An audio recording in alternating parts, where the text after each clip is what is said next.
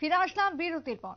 চলছে 2023 বর্ষসেরা ফুটবলের বাছাই প্রক্রিয়া। যদিও আজকের দিনে দাঁড়িয়ে ফুটবল বিশ্বকাপের যেখানে বর্ষপূর্তি, সেই বর্ষপূর্তি দিনেই এবার 2023-এর বর্ষসেরা ফুটবলের বাছাই প্রক্রিয়া ইতিমধ্যে চলছে। 12 জন ফুটবলার থেকে বাছাই করা হবে সেরা 2 জনকে।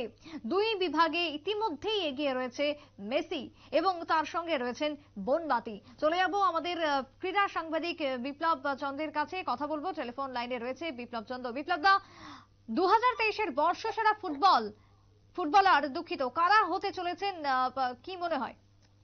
দেখো, ফিফা প্রত্যেক বছর বর্ষসেরা ফুটবলারের নামে তালিকা ঘোষণা করে।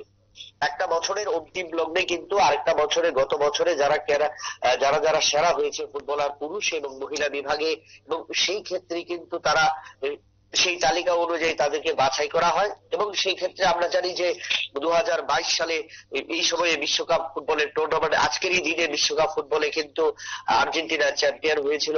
আজকেরই দিনে কিন্তু ফিফা ঘোষণা করলো 2022 সালের 19 ডিসেম্বর থেকে 2023 সালের 8ই সেপ্টেম্বর পর্যন্ত এই মৌসুমে কে বিশ্ব চ্যাম্পিয়ন দল বা কে রানার্স হয়েছে সে নয়, বর্ষসেরা ফুটবলার কে।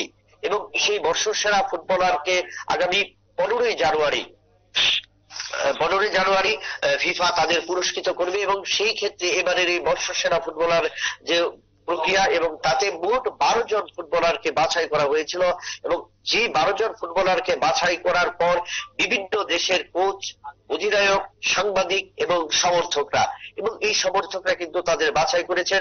যদিও সেটা ঘোষণা হবে 15ই জানুয়ারি 2024। তবে সেই ক্ষেত্রে ছেলেদের বিভাগে এগিয়ে রয়েছেন আর্জেন্টিনার অধিনায়ক, অর্থাৎ যার হাত ধরেই আর্জেন্টিনা দ্বিতীয়বার বিশ্ব চ্যাম্পিয়ন হয়েছে, মেসি, এবং রয়েছে ফ্রান্সের এমবাপে এবং অর্লিং হল্যান্ড। এই 3 জন রয়েছেন ছেলেদের বিভাগে। অন্যদিকে যদি দেখি, মেয়েদের বিভাগে রয়েছেন আয়ানতানা বানবানি, লিন্ডা সাইসোডা এবং জেনিফার হারমোসা। এই 3 জন যারা মহিলা ফুটবলও রয়েছেন।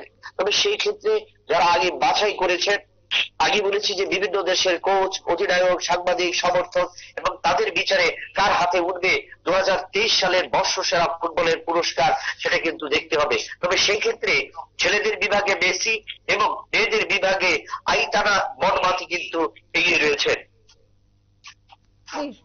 ধন্যবাদ বিপ্লব দা। কথা বলছিলাম আমাদের ক্রীড়া সাংবাদিক বিপ্লব চন্দ্রের সঙ্গে। তবে ফুটবলের বাছাই প্রক্রিয়া ইতিমধ্যেই চলছে, যেটা প্রত্যেক বছর অনুষ্ঠিত হয় ফিফার পক্ষ থেকে।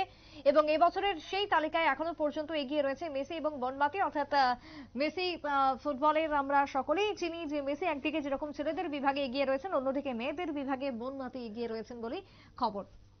একটা বিরতির পর ফিরছি, সঙ্গে থাকুন।